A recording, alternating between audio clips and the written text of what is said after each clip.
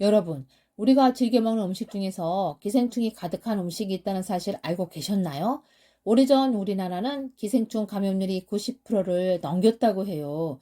학교에서 요새 젊은이들은 잘 모르는 기생충 검사, 체병 검사를 했었죠. 1년에 한 번씩 학교에서 학생들에게 의무적인 대변 검사와 구충제를 배포해서 먹게 했어요.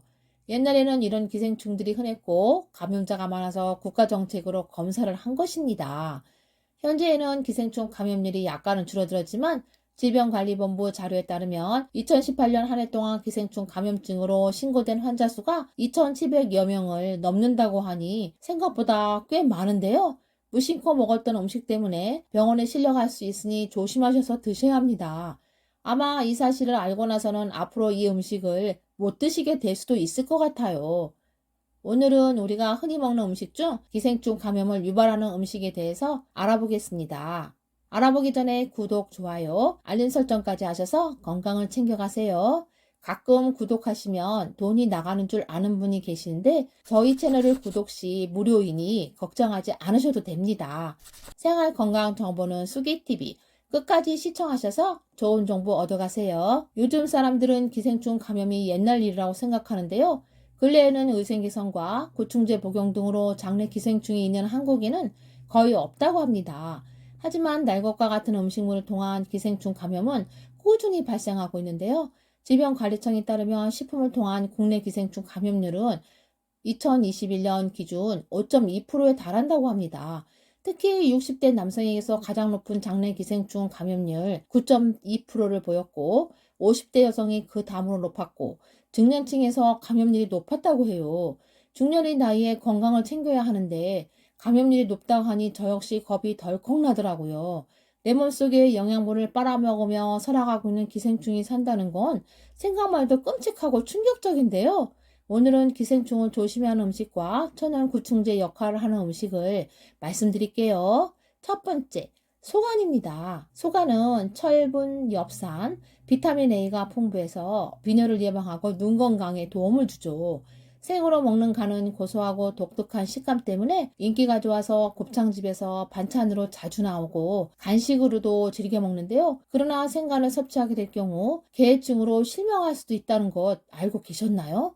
분당 서울대병원 연구진은 2009년 1월부터 2013년 6월까지 눈개중 진단을 받은 환자 101명을 대상으로 감염 경로를 파악한 결과 눈개중에 감염된 사람 중 81%의 사람들이 최근 소위 생간을 섭취한 경험이 있고 생간 섭취는 감염 위험을 무려 15배 높인다는 것을 확인했다고 보고했어요.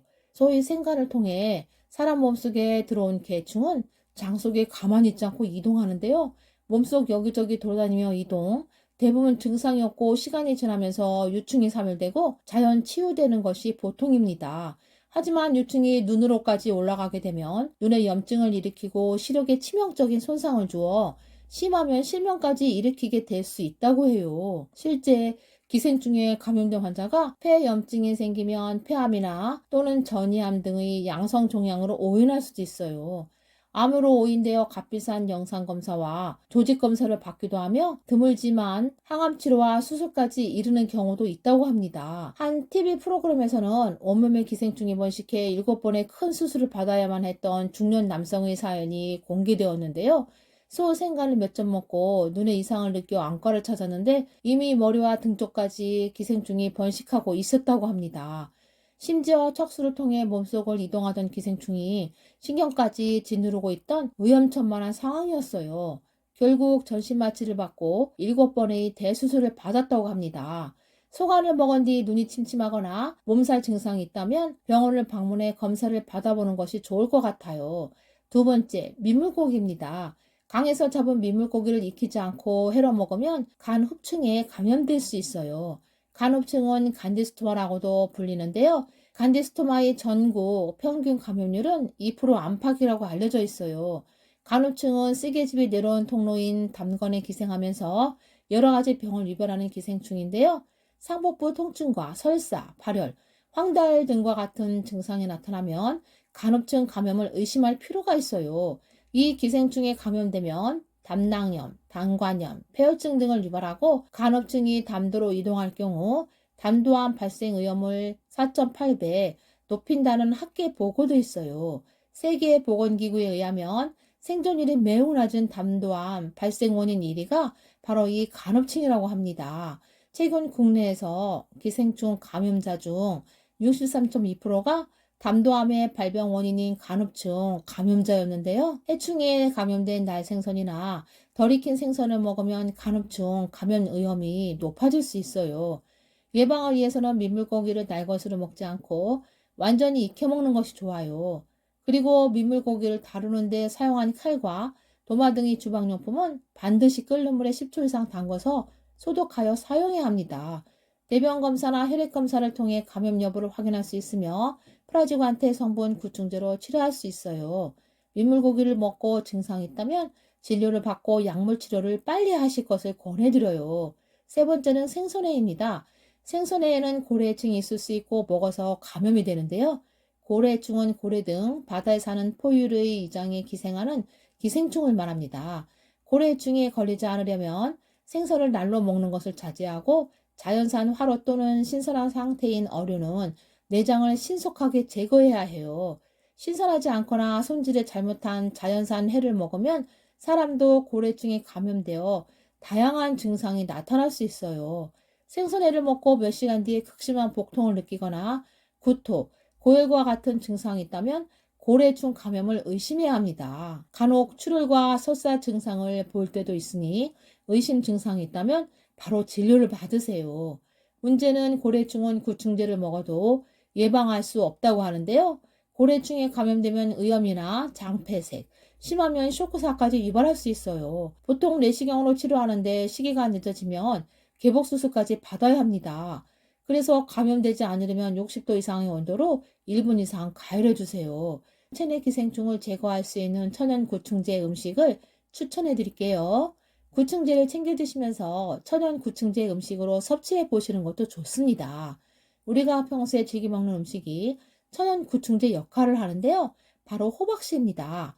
기생충 감염에 효과가 있어서 예로부터 호박씨를 천연 구충제로 사용해 왔다고 하는데요. 특히 호박씨는 각종 기생충을 제거하는 효능도 있지만 풍부한 칼슘과 무기질, 단백질이 풍부해서 골다공증 예방, 전립선 건강과 숙면에도 도움이 돼요. 그 외에도 항산화 작용과 혈당 조절에도 좋아서 기생충도 제거하고 일석이조의 효과를 얻을 수 있죠. 미국 메릴랜드대 의료센터 전문가들은 장내 벌레를 제거하려면 호박씨를 활용하라고까지 하는데요.